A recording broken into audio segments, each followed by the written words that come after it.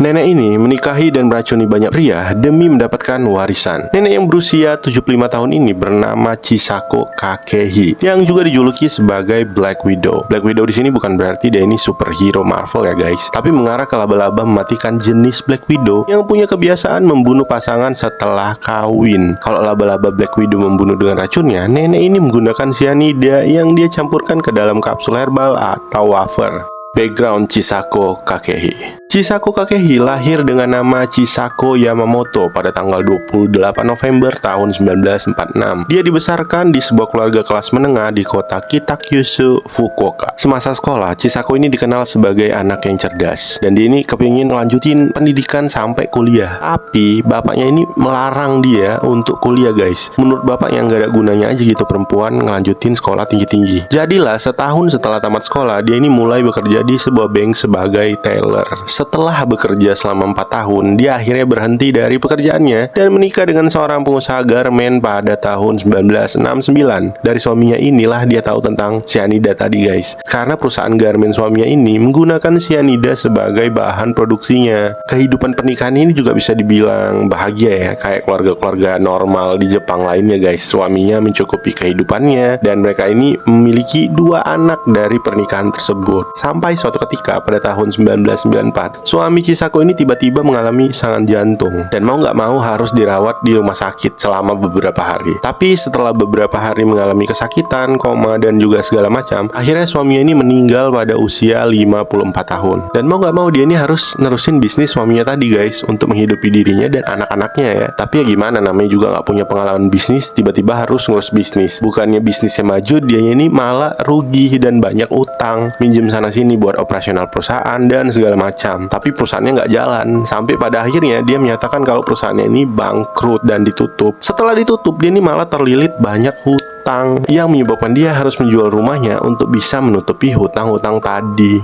The Black Widow. Hidup dengan penderitaan dan kesedihan, Chisako ini memutuskan untuk menikah lagi setahun kemudian dengan seorang pengusaha farmasi asal Gunma, Jepang. Pada saat itu, Chisako ini berusia 49 tahun dan suaminya berusia 59 tahun. Setelah 11 tahun menikah, tepatnya pada tahun 2006, suaminya ini tiba-tiba menderita penyakit stroke dan akhirnya meninggal juga. Karena sepertinya Chisako ini tipe-tipe wanita yang tegar dan tidak mau terlalu larut dalam kesedihan, akhirnya setahun kemudian dia ini bertunangan dengan seorang pria bernama Toshiaku Yamamoto. Saat itu Chisako berusia 61 tahun dan tunangannya ini berusia 78 tahun. Jadi mereka ini masih tunangan ya guys, belum menikah. Pada suatu ketika, jadi ceritanya si Chisako dengan Toshiaku ini lagi ngedate gitu guys, makan di restoran. Terus tiba-tiba si Toshiaku ini jatuh dan harus dilarikan ke rumah sakit. Setelah sembuh pada tahun 2009, mereka ini akhirnya memutuskan untuk menjauh dan pisah. Walaupun akhirnya Toshiako ini juga meninggal karena penyakit lain. Setelah berpisah dengan Toshiako tadi, si Chisako ini menikah lagi untuk yang ketiga kalinya. Baru nikah 3 bulan,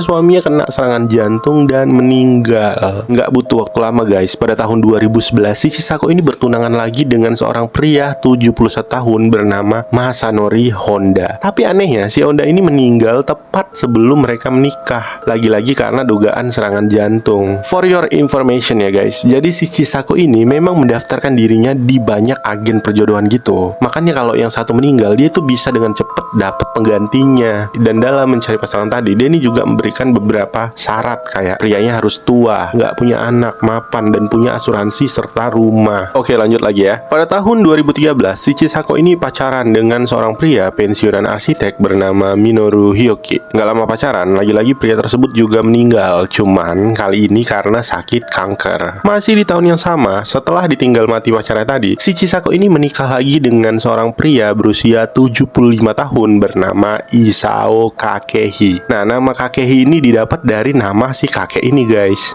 Setelah menikah dalam 2 minggu, lagi dan lagi suaminya ini jatuh sakit dan meninggal. Polanya udah mulai ketebak ya, gitu-gitu aja terus, kayak menikah, tunangan sebentar, terus meninggal. Karena polanya tadi, polisi jadi curiga. Akhirnya diinterogasilah si Chisako ini guys. Ketika diinterogasi, si Chisako ini memang terlihat sedih banget ya, kayak orang kehilangan gitulah. Dan si Chisako ini juga bilang kalau suaminya ini meninggal ya karena sakit, karena udah tua juga gitu loh. Nggak ada yang aneh-aneh. Karena polisi ini yakin dengan jawaban si Chisako, jadilah kasus ini mau ditutup. Tapi ternyata ada seorang detektif yang curiga nih sama si Chisako. Kenapa setiap ada yang dekat atau menikah dengan si Chisako ini selalu berakhir dengan kematian? Dari situlah si detektif ini memaksa si Chisako untuk menyetujui tindakan otopsi terhadap tubuhnya suaminya tadi guys. Dan ternyata hasil dari otopsi menemukan adanya sianida pada tubuh mayat tersebut. Setelah ditemukan sianida tadi, si Chisako ini langsung menjadi tersangka utama dan ditangkap untuk diinterogasi lebih dalam pada November